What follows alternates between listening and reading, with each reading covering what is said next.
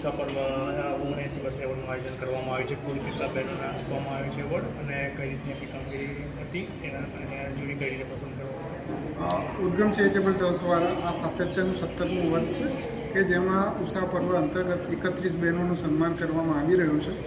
આ 150થી વધારે જે અરજીઓ આવી હતી એમાંથી એમના રેફરન્સ ચેક કરીને એ લોકો 10 વર્ષથી વધુ સમયથી કેવા પ્રકારનું કાર્ય કરે છે, એમના ડિજિટલ ફૂટપ્રિન્ટથી મળીને એમના દરેક કાર્યની એ કરી અને જ્યુરી દ્વારા એ લોકોની પૂર્ણ ચકાસણી કરીને એ લોકોને સન્માન 31 બહેનોને સન્માન કરવામાં આવનાર છે.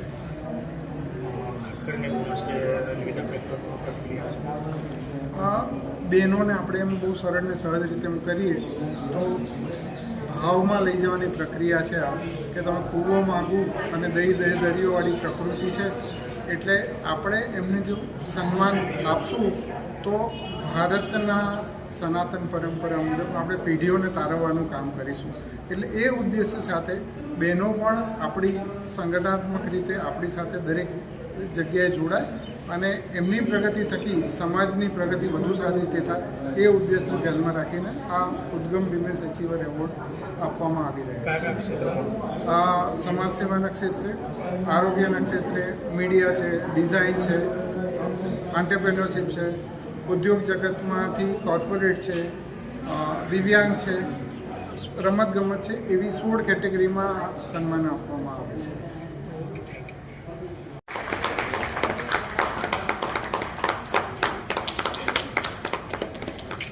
ફાઇનાન્સ અને માર્કેટિંગ બંનેમાં તેમણે MBA કર્યું છે અને ખૂબ સરસ નેતૃત્વ એમને પૂરું પાડ્યું છે. ખૂબ ધન્યવાદ. મહાનુભાવો, हमारा बहुत डियर किरण मैम,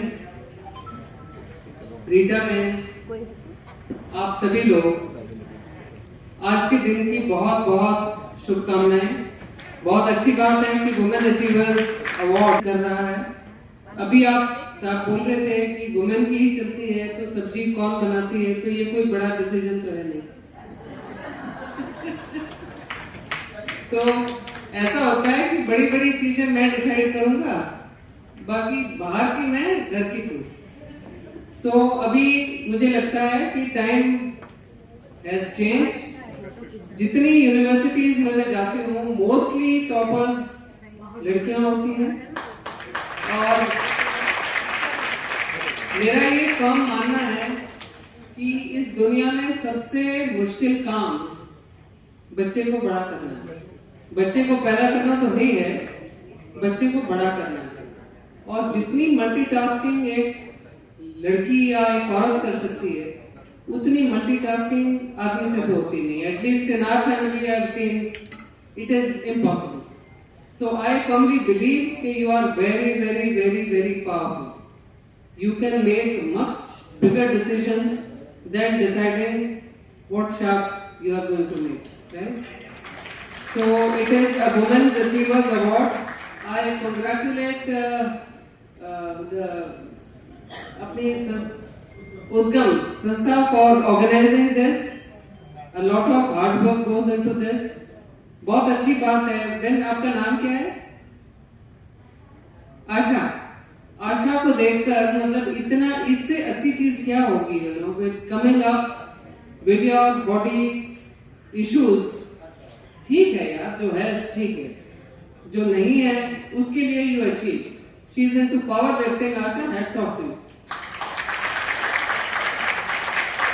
बाकी मैं मानती हूँ कि समाज चेंज.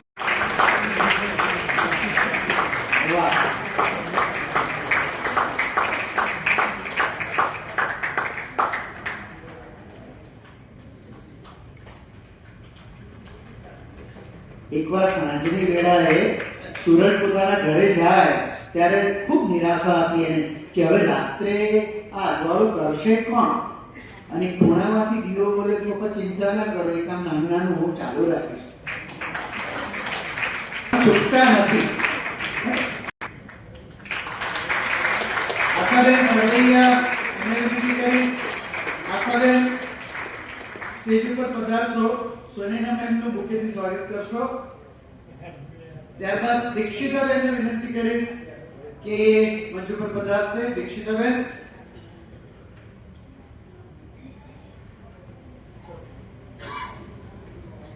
અને હેમલતાબેનનું આપ સ્વાગત કરશો. દીક્ષિતાબેન, હેમાબેન.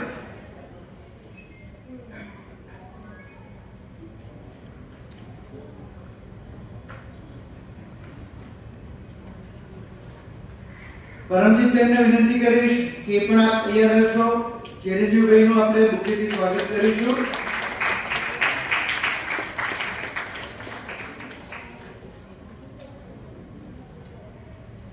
ત્યારબાદ ચાણક્યભાઈને વિનંતી કરીશ કે આપ પણ સ્ટેજ ઉપર પધારશો. અને CEO આઈ હબ, જેની આજે આપણે ખૂબ સુંદર વાતો કરી છે અને આઈ હબના ખરેખર લોકોએ ખૂબ વખાણ કર્યા છે દિલથી એમના સપોર્ટ માટે. એમના CEO માતા સર છે, એમનું પણ આપણે બુકેથી સ્વાગત કરીશું.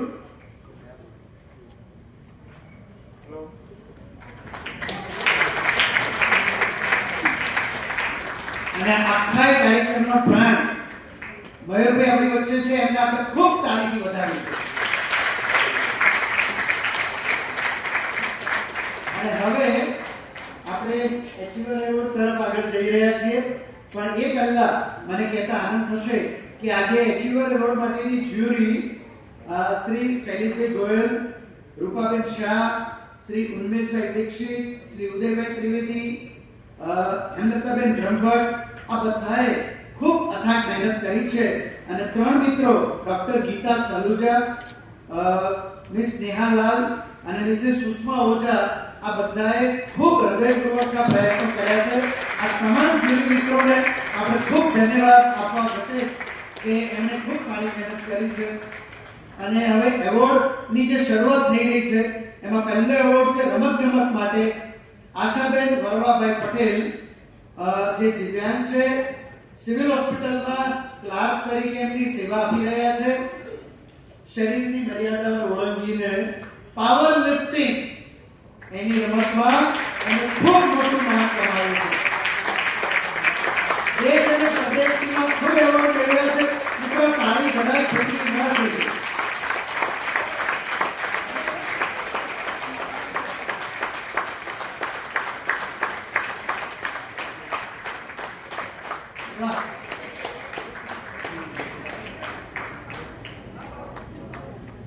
આપણા મહાનુભાવો સિદ્ધિનું સન્માન કરવા સામે જઈ રહ્યા છે.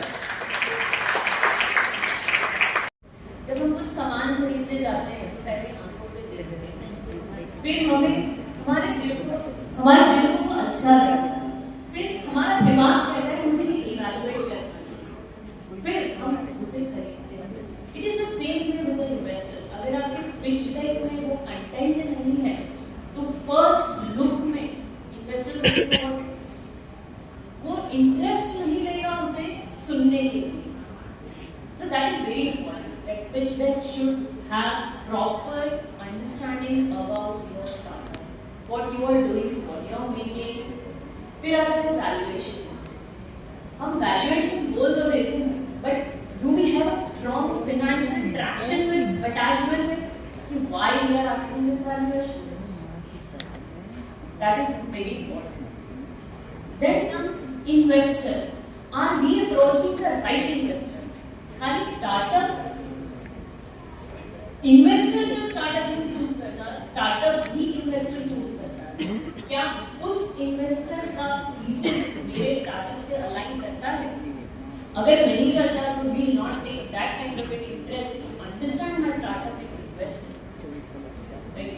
So to identify a actual good investor for my startup with the thesis is very important.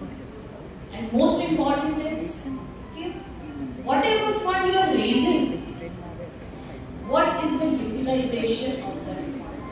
आप कहाँ यूज करने वाले हैं, उसका रनवे आपका क्या रहने वाला है, आपकी यूनिट इकोनॉमिक्स कितनी स्ट्रॉन्ग होने वाली है ये फंड रेज करने के बाद. ये सारी चीजें बहुत मैटर करती है. ये बहुत छोटी छोटी चीजें हैं but very important for startup. Have an understanding about it while raising a fund. That is what I think. Thank you. आपने डॉक्यूमेंट से प्रेजेंट किया कि जैसे पिछले बहुत सारे लोग जैसे हम देखते हैं तो फाउंडर्स बहुत ही लाइटली लेते हैं पिछले को, but I think we can not avoid any lightness with the pitch deck or valuation report or any key elements, business model or your business canvas as well. If I come to you, and so many government startups, incubation center, accelerator centers are working in Gujarat across the India. એટલે તમારું શું inputs છે કે startups જે grassroot લેવલના startups છે કયા કઈ ગવર્મેન્ટ ફંડિંગ સપોર્ટ સિસ્ટમ્સ અત્યારે અવેલેબલ છે? બહુ જ બધી સ્કીમ્સ છે ગવર્મેન્ટની, ઘણી બધી છે, આંગળીના લીધે ગણાય નહીં એટલી. અને હવે ચેટજીપીટીના જમાનામાં કેવું થઈ ગયું છે ને કે અમને કહે ને કે આજે આ પેનલમાં બોલવાનું છે તો અમે ત્યાં લખીએ હોય કે આ સવાલ છે કે એટલો લાંબો જવાબ આપે, અને એટલા માટે જ અમે બધા આટલા લાંબા જવાબો પણ આપીએ છીએ. તો એટલો લાંબો જવાબ આપવા જઈશ તો કદાચ તમને યાદ પણ નહીં રહે, એટલી બધી સ્કીમ છે ગવર્મેન્ટની. અને મને અત્યારે કદાચ એવું નથી લાગતું આટલા ડિસ્કશન્સ ને તમારા સવાલો સાંભળીને કે આપણને બધાને અત્યારે પર્ટિક્યુલર સ્કીમ્સ જાણવામાં એટલો રસ છે. તો મારા અનુભવથી ખાલી હું એવું કહીશ કે જ્યારે પણ તમને જરૂર પડે ત્યારે કેવી રીતે જાણવું કે મારે શું કરવું છે, કે આઈહબ છે, કે આઈઆઈએમ વેન્ચર્સ છે, કે એમએસએમઈ છે, નાબાર્ડ છે, બેંક છે, આ બધામાંથી આટલા બધા નોઇસમાંથી, એટલે કે આપણા શબ્દોમાં કહીએ તો પહેલાંનું કહેતા નાસોપાલા વાત એ આટલી બધી જગ્યાએથી મારે કયા પ્રસંગની સાડી ક્યાંથી લાવવાની છે એ મને ખબર હોવી જોઈએ. એવી જ રીતે મારા ધંધા માટે કઈ વસ્તુ અને કઈ જગ્યા જરૂરી છે, તો હું ખાલી એક નાનું મિકેનિઝમ કહું તમને. તો એવું વિચારો કે આ એક સીડી છે, દરેક પગથિયા ખાલી તમને ખબર હોવી જોઈએ, અને તમે તમારા જીવનમાં કયા પગથિયા પર છો એના પરથી બીજું પગથિયું નક્કી કરો. પહેલું પગથિયું તો આઈડિયા, આપણા મગજમાં આઈડિયા ધંધાનો છે તો એ ધંધો નાનો પાયલટ કરી લો કે ચાલે એમ છે કે નહીં. 10 જણ જોડે આઈડિયા, બેને કીધું ને એમ કે ડાયમંડ ડઝન, દિવસમાં 5 આઈડિયાઝ આવે છે. મારો છોકરો કિન્ડરગાર્ટનમાં હતો ત્યારે મને નર્સરી ખોલી હતી, હવે મારો છોકરો કોલેજમાં છે તો મને એના માટે એટલે એવો ધંધો કરવાનું મન થાય છે કે હું કોલેજના છોકરાઓને ખાવાનું કેવી રીતે સારી રીતે પહોંચાડી શકું. તો આવી રીતે મને જુદા જુદા આઈડિયા દરેક તબક્કે આવ્યા છે. તો પહેલા તો આઈડિયા, અને એ આઈડિયા કેટલો ચાલે એમ છે કે નહીં એવું નક્કી કર્યા પછી આવે છે સૌથી મહત્વનો તબક્કો કે આવી રીતે આઈહબ જેવી જે પણ તમારી નજીકમાં જૂનાગઢ હોય કે સુરેન્દ્રનગર હોય, નજીકમાં કોઈ એવી સંસ્થા શોધો કે જેને ખબર છે, તમે જઈને ખાલી આટલું દો કે મારો આ આઈડિયા છે, મારે આ ધંધો કરવો છે, મને કઈ કઈ ગ્રાન્ટ અવેલેબલ છે. જાતે ગૂગલ ચેટજીપીટી કરવા ના બેસતા નહીં તો તમને એવા રવાડે ચડાવી દેશે કે આઈડિયા એની જગ્યાએ લઈ જશે અને તમે કન્સલ્ટન્સી ચાલુ કરી દેશો. બરાબર છે? આટલા માટે એવું કરો કે કોઈ એવી સંસ્થા શોધો જેને આ કામ વખતોથી કરેલું છે. બહુ જ બધા સ્ટાર્ટઅપને ફંડિંગ અપાયેલું છે, સાચામાં સાચી ગ્રાન્ટ શોધેલી છે, અને ત્યાં તમે તમારું ઇન્ક્યુબેશન કરો. જીજ્ઞાબેને જેમ કીધું કે જુનાગઢ કેટલા લોકોને અહીંયા રૂમમાં બેઠા છે અને 1 કરોડ રૂપિયા જોઈએ છે, તો એટલી સારી પૂછો મને મજા આવશે કેટલા જોઈએ છે અત્યારે સાથી હું. ઓકે સર, જ્યારે પૈસા આપણે રેઝ કરતા હોઈએ when it is very clear, મારો સેકન્ડ ક્વેશ્ચન ત્યાં છે કે 1 કરોડ રૂપિયા જો મળશે તો એને ક્યાં ક્યાં યુઝ કરીશ અને એને કેવી રીતે જસ્ટિફાઈ કરીશ ઇન્વેસ્ટર, ત્યારે પૈસા બહારથી રેઝ કરો. એક એ રીઝન હોઈ શકે. બીજું એ રીઝન હોઈ શકે કે there are some industries કે જેમાં કોમ્પિટિશન બહુ જ હાઈ છે, કે તમે કંઈક બનાવશો પોતાના પૈસાથી જેમાં વર્ષો નીકળી જશે અને ત્યાં સુધી બીજું કોઈ આવી જશે, એટલે કે તમને સ્પીડ જોઈએ છે ફટાફટ સ્કેલ કરવા માટે, તો પૈસા બહારથી રેઝ કરો.